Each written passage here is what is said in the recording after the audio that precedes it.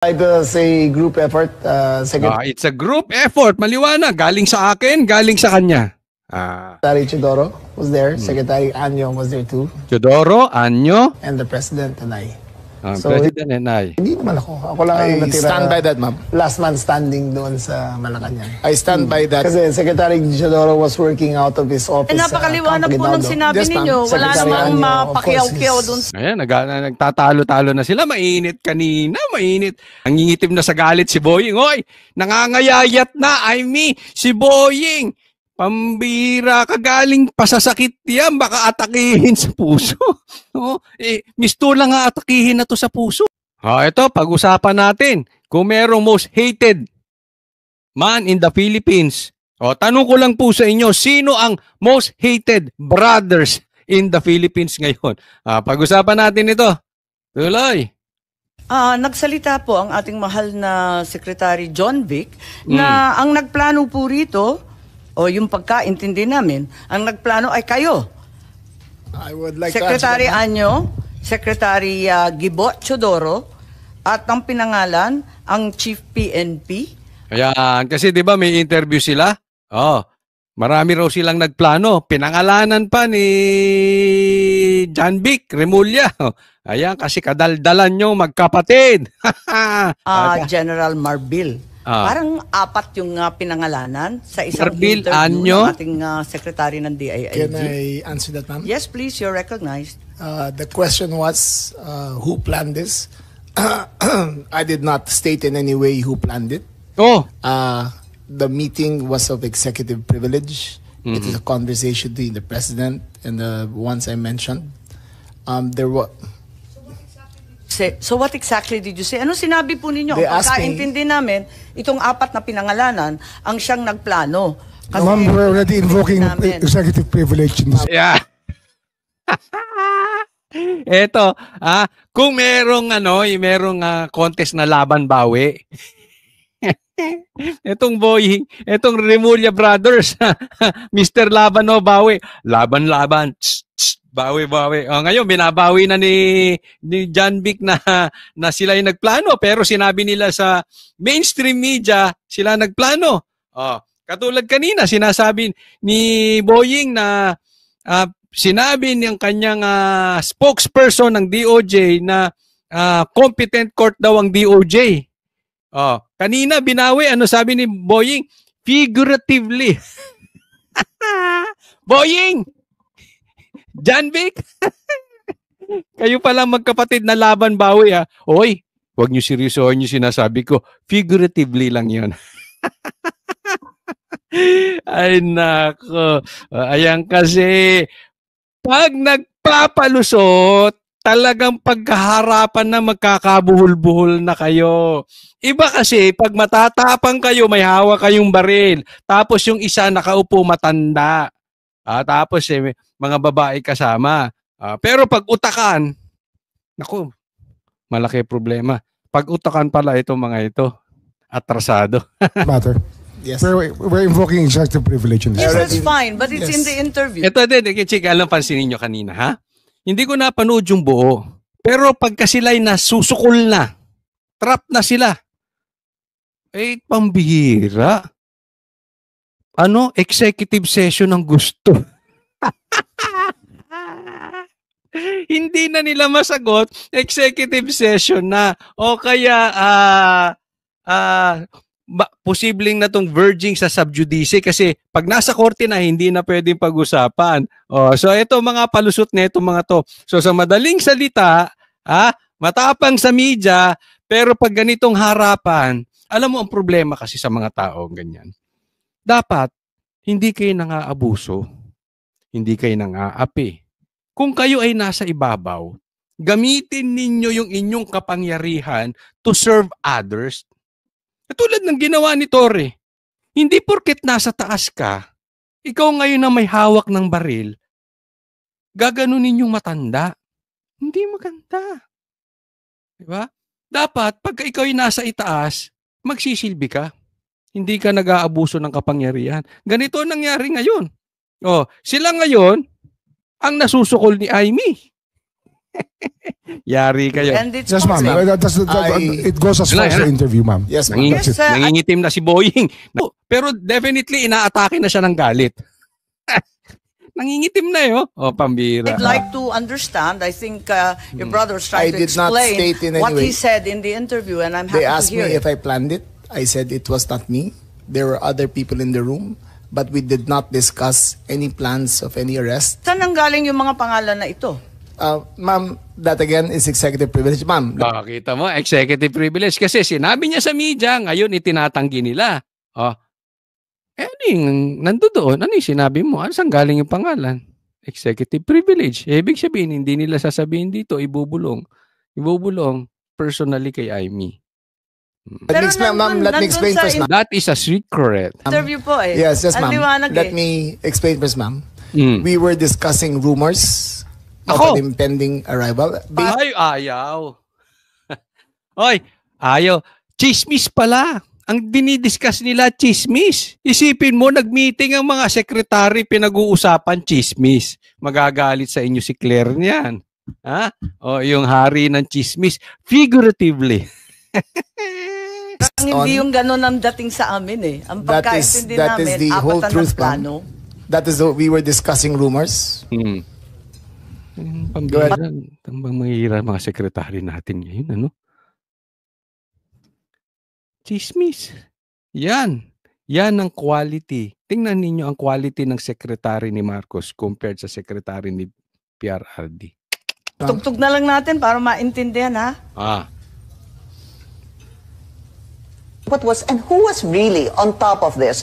Kayo ho ba? Because during the press conference of the president, it was you and the president. Yes. So ikaw ho ba nagplano ng lahat ng ito? Sino nagplano? Sino? Sino nagplano? John Vic! Sagot! Ano? Hindi naman, hindi naman. No, hindi naman. May, alam mo, ako sa inyo, ha? Sasabihin ko sa inyo, derechahan, huwag nyo iboto si Amy. At for sometimes, baka sabihin nyo, bumabalimbing ako, for some time, talagang binabanatan ko si Amy. Okay? Again, huwag nyo iboboto si Amy. I'm not in favor. Eto sa pagkakataon lang to, dahil banateros po ako eh. Pag tama, palakpakan. Pag mali, banatan. This time, maganda to hearing na ginawa ni Amy. Para sa akin ha, kasi maraming lumabas dito na mali ang gobyerno. At magagamit po ito sa kaso ni Tatay Digong sa ICC. Swak sa banga. But then again, Marcos pa rin yan si Amy. Huwag niyong iboboto. Ha? Pinaninindagan lang natin na pag sa banateros, pag tama, palakpakan, pag mali, banatan, tama si Amy rito. Ang dami nating napulot dito sa hearing na ito. At maraming magagamit sa kaso sa ICC at marami pang makakasuhan dahil dito.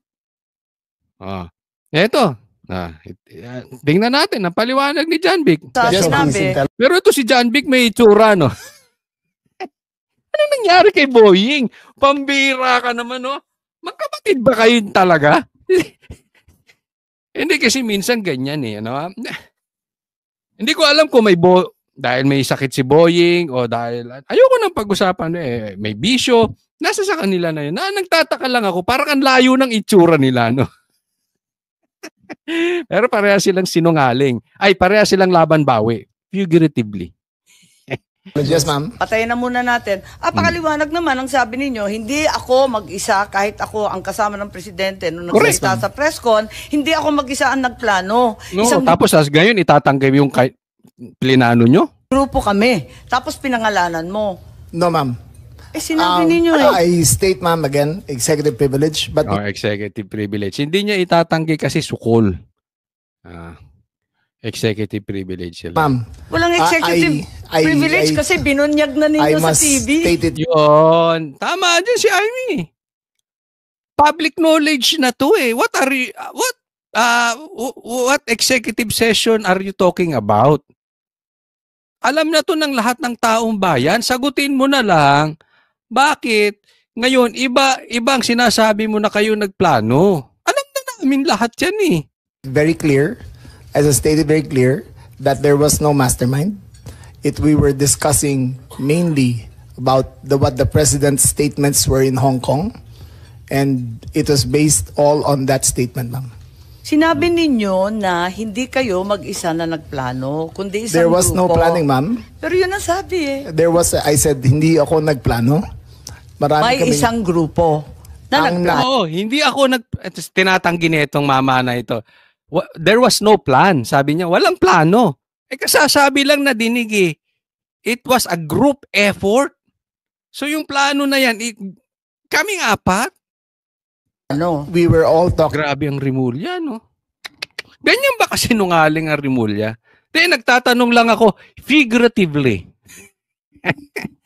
Grabe, pero lumabas na expose ang Rimulya rito. Oo. Silang dalawa magkapatid. I mean, akalain mo naman. Ha? Ako, doon pa lang medyo out na yun eh.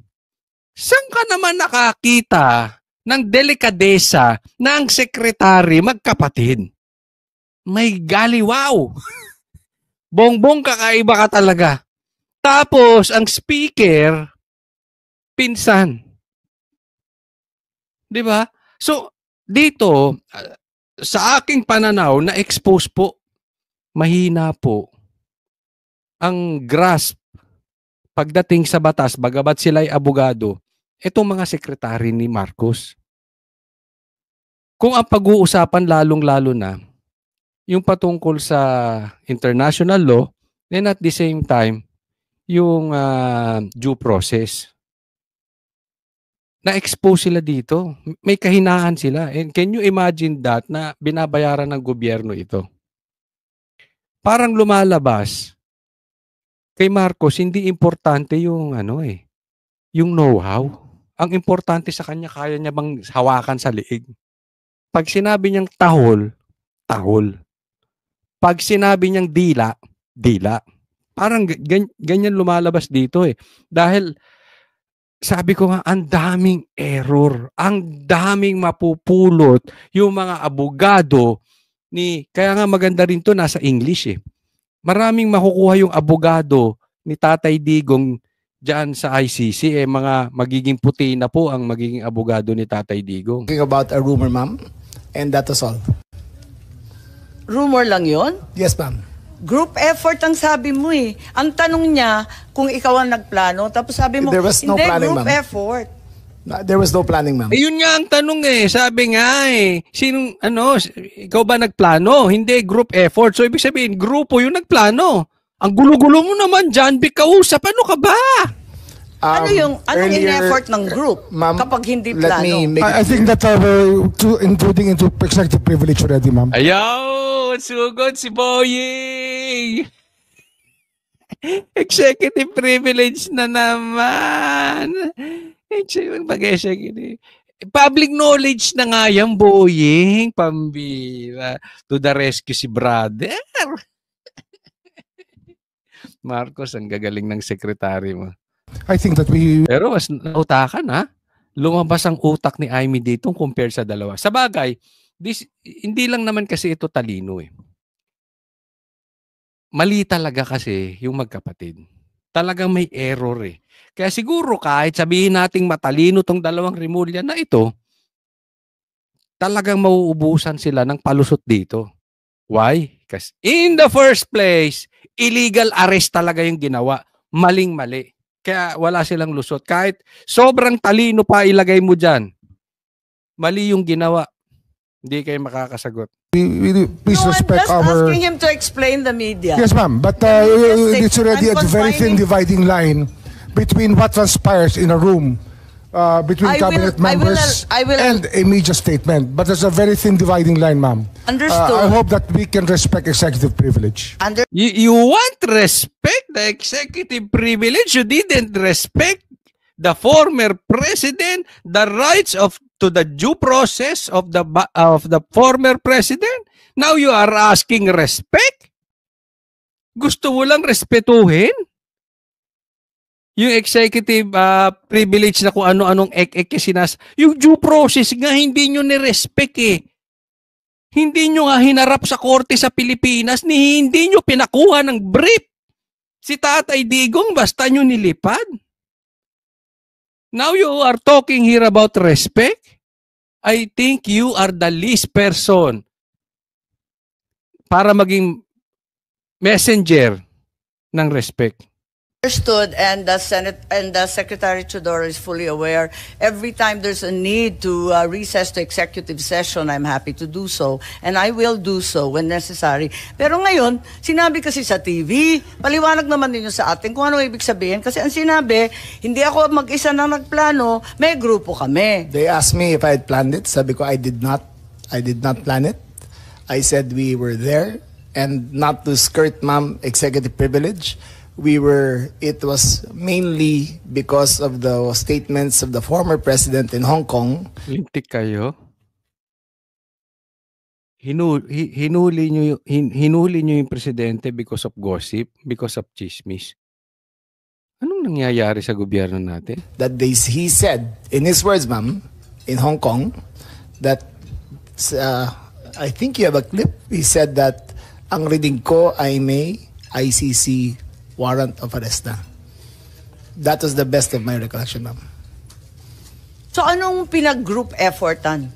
Anong To discuss the rumor, ma'am. grupo na That, again, pinangalanan ma'am, nyo? as far as I will invoke executive privilege, there was no, you cannot plan on a rumor, ma'am.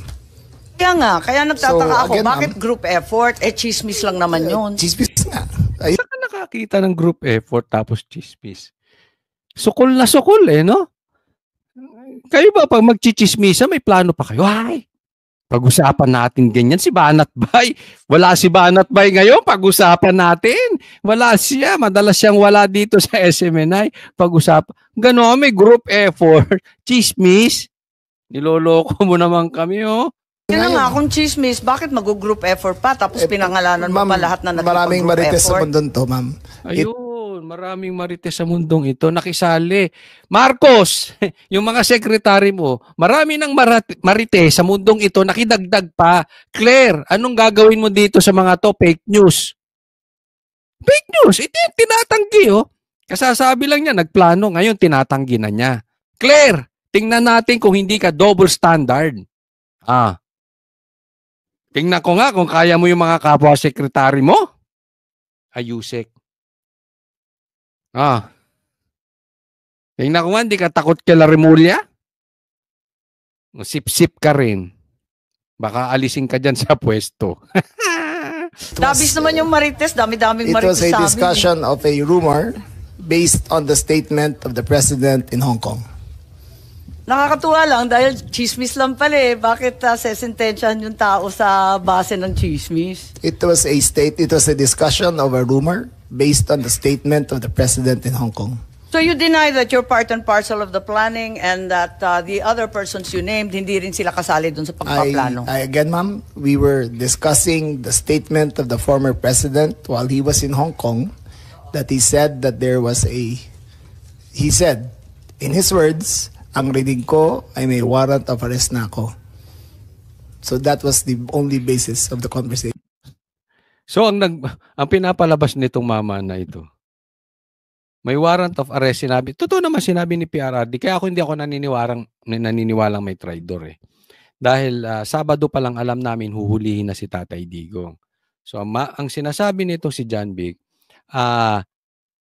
doon daw sila kumuha ng marites kay PRRD. Nakimarites sila, may chismis at sinabi ni Tatay Digong meron na siyang warrant of arrest.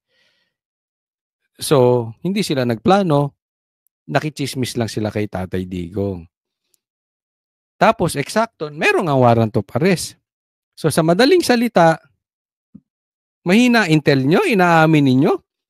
Nauna pa kaming nakaalam na may warrant, nahuhulihin na si Tatay Digong. Naunahan pa kayo ni Tatay Digong yung huhulihin. Kayo mga sekretary, di nyo alam. Naman, naglolokohan naman tayo rito talaga naman. Huwag naman yung pinagloloko yung mga Pilipino. Pambihira naman kayo Kaya naiinis ang mga Pilipino Tingnan mo to. Isinisi pa kay PRRD. Alam ni PRRD raw. Hindi naman namin tinatanggi. Alam na talaga namin. Nung nasa Hong Kong kami, alam na namin. Alam mo kaya yung lumalabas na chismis? Eto sasabihin ko sa inyo kung gaano kahihina itong mga trolls ni Marcos. Sinasabi nila na humingi daw ng political asylum sa China at sa Hong Kong si Tatay Digong. Hindi po totoo. Bakit? Siyempre sabihin mo, Cocholi, sasabihin mo yan. Siyempre, maka Duterte ka. Tanga. Hindi. Simple lang naman eh. Hindi naman member ng ICC ang China. Hindi kailangan ng political asylum ni Tatay Digong sa China. Hindi niya kailangan ng political asylum sa Hong Kong. Hindi member ng ICC itong bansang ito. So hindi sila obligado ibigay si Tatay Digong. Pumunta lang sila doon, hindi sila gagalawin ng ICC. Pilipinas lang naman ang hindi member ng ICC, pero binibigay natin yung taong bayan sa mga puting ito. Tayo lang ang walang yagballs, manindigan para sa ating taong bayan. Nalaglag tuloy. Yan ang totoo nun. So tigil-tigilan nyo yung chismis sa China, hindi po. Kaya alam mo, this is very, very important. I want to be serious in this thing. Maganda yung ginagawa ni Amy kasi kailangan masolusyonan ito. If there is an illegal arrest, this is very, very important. Hindi po pwedeng sinasabi ni Boying na this is a done deal. No, sir, this is not. Bakit? Kasi marami pang kasunod. At sinabi ni Claire, pag kinakailangan maipapahuli dito ang Interpol or ang ICC, kahit hindi tayo member, even Boying sinabi niya. Ngayon, nagbago sila ng isip. Sinabi ni Boying. Nagbabago naman ang pag-iisip ang tao kasi sinasabi yung dati yung sinabi ni Marcos dati, for the 100th time, hindi tayo magko-cooperate kay ICC. Ngayon, pag may huhulihin sa Pilipinas, they will cooperate even though we are not member. So, anong punto? Dapat talaga madesisyonan na ito that this is illegal arrest. Hindi po pwede. Meron tayong batas eh. Kung meron kayong problema sa tao, sa mga Pilipino, ihablan nyo dito sa korte natin, tapos dito nyo litisin. Kasi binabypass nyo ang due process. Halimbawa, ako, si Bato, o kung sino man, si Roque, basta nyo lang isumbong sa ICC, may merong warrant of arrest, huhulihin siya ni Torre, dadali na siya ron. Delikado po yan. Delikado sa atin lahat, hindi lang sa aming mga vloggers, pati sa inyo. Pag kayo nagsalita sa gobyerno, pwede nilang palabas sa ICC, labasan to ng ano? Labasan to. Kasi dito sa atin, dadaan ka sa korte. So labasan nyo to ng warrant. Then huhulihin na lang ni Torre, papadala na lang doon. Tahimik na yung vlogger. Tama o tamang-tama. So this is not a done deal, Boying. For us, this is not a done deal. Kasi marami pang kasunod yan. Napakadelikado na po ang nangyayari sa Pilipinas.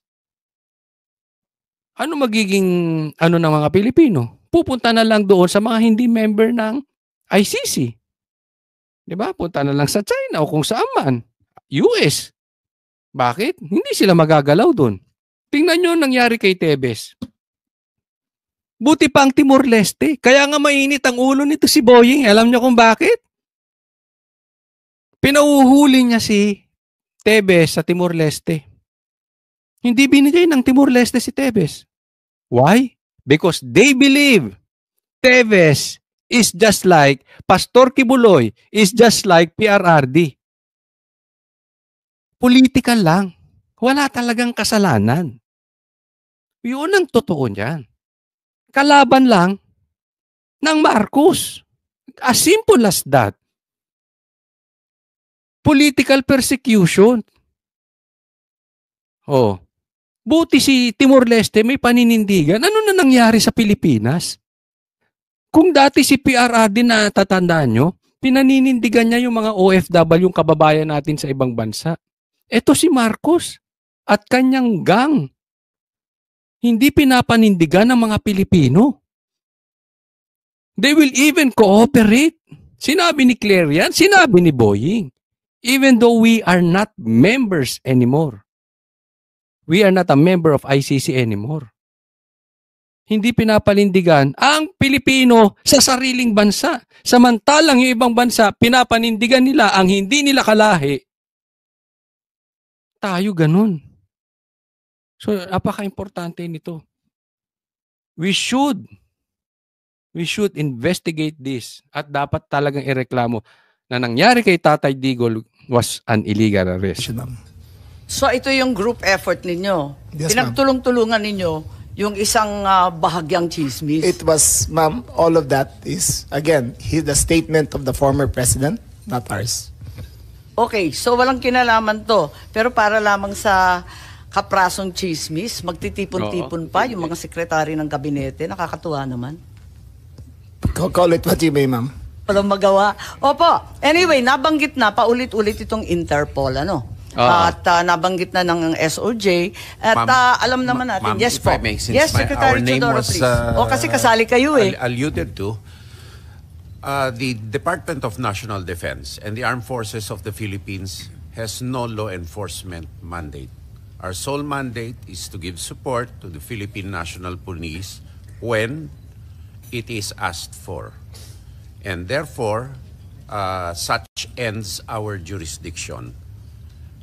The operation is clearly a law enforcement one, and the Philippine National Police has the power to ask the armed forces to assist. And that is the extent of the participation of my department and the armed forces of the Philippines. And all other matters... Lahat, alam mo, papasimplihin ko na lang. Ha? Lahat sila, hugas kamay, na sila ay hindi nagplano. Hindi sila part nitong illegal, itong kriminal na ginawa kay Tatay Digong. So lahat kayo malinis. Lahat kayo walang mali. Tapos si Tatay Digong nasa ICC na hindi na tayo member, na hindi nyo pinaharap sa korte. Ano yung lokohan to? Anong lokohan nito? So kasalanan ni Tatay Digong, dapat hindi siya sumakay sa jet plane? O basta bigla na lang na plinano ni Tatay Digong? Wala siyang magawa? Hindi. Mayroon kayong part sa kriminal na ginawa dyan. In supporting the Philippine National Police are covered by operational security. Tama po. Kaya hindi talaga chismis lang to. Meron talagang natanggap. At sinabi rin sa isang interview, alas 3 ng umaga, natanggap na yung notice of arrest nung Martes, March 11. Sinabi naman ni Secretary Remulla na si PNP General Marbil nakatanggap ng notice of arrest warrant alas 3 ng umaga ng Martes at sinabihan ang Pangulo ng alas 6. Nabasa niya na nga sa alas 6 ng umaga. So ibig sabihin, hindi po chismis to. Meron ng notice of arrest warrant. You're Totoo na talking siya. about 2 different days, ma'am. Okay. March 10. Sige, clarify po ninyo para maintindihan namin. Was conjecture. March 10, was chismis pa lang yun. Yes, ma'am. Dala nung salita galing sa Hong Kong. Yes, ma'am. Okay. March Tapos, 11 was a formalized transmission okay. by the ICC towards Interpol.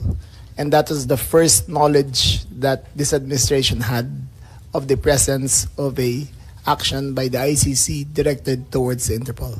And that was the only formal knowledge that we had.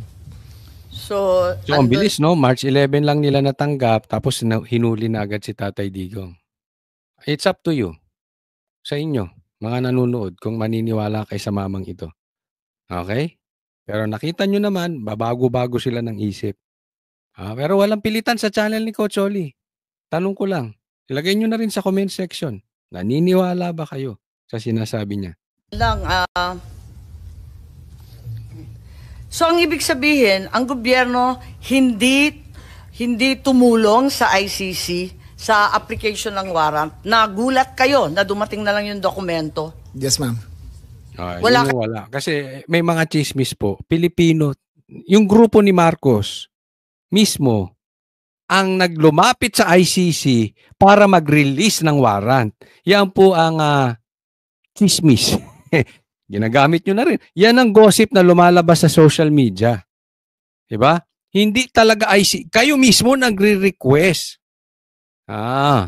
Yung grupo nila. Di umano, figuratively. Kayong kaalam-alam or paghihingi? None whatsoever, ma'am. None whatsoever. Naniniwala kayo doon? None whatsoever. Ha? Ganon din yung SOJ, pati yung SND. Wala kayong balita, wala kayong hinikayat, wala kayong pakikiusap na ilabas na yan sa lalong madaling panahon. Wala po ako rito noon eh. Nasa Vienna po ako. Ma-attend po ako ng United Nations meeting sa Drugs and Crime, UNODC. Yung March 10 o yung 11 po? Parehong araw po, wala po ako rito. Ngunit nakikipag-usap ako sa telepono na tinatanong ko yung nangyayari dito sapagkat ang Department of Justice ay involved syempre sa bawat proseso. At kinakausap ko po yung mga pwede kong kausapin tungkol dito. Okay, so wala kayo dito pero kayo nag-anunsyo at lumabas sa balita na alas 3 ng umaga pa lang ng Martes andyan na yung notice of warrant. It was me, ma'am. It was Ikaw me. ba? Ibang It was Remulla me. yun? Baka na-confuse It was me who pati confirmed, media. ma'am. Po. It was me who confirmed during the press conference of March, on Tuesday, March 11, I think, that when the president asked me on when the notice of diffusion arrived, and I stated it was 3 a.m. Salamat. Okay. Si General Marbil, may idadagdag po kayo. Kayo daw ang nakatanggap eh.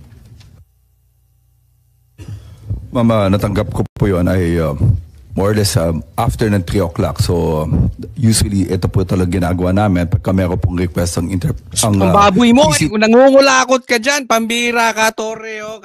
Kahit kailan ang baboy mo, nasa TV ka, oy. may tanong ako. Nakakaitim ba yung pagsisinungaling? TC Interpol, we act po dun sa kanila po. Kung ano po yung request ng PC. Yan, picture ng mga matitinong Pilipino sa balat ng lupa.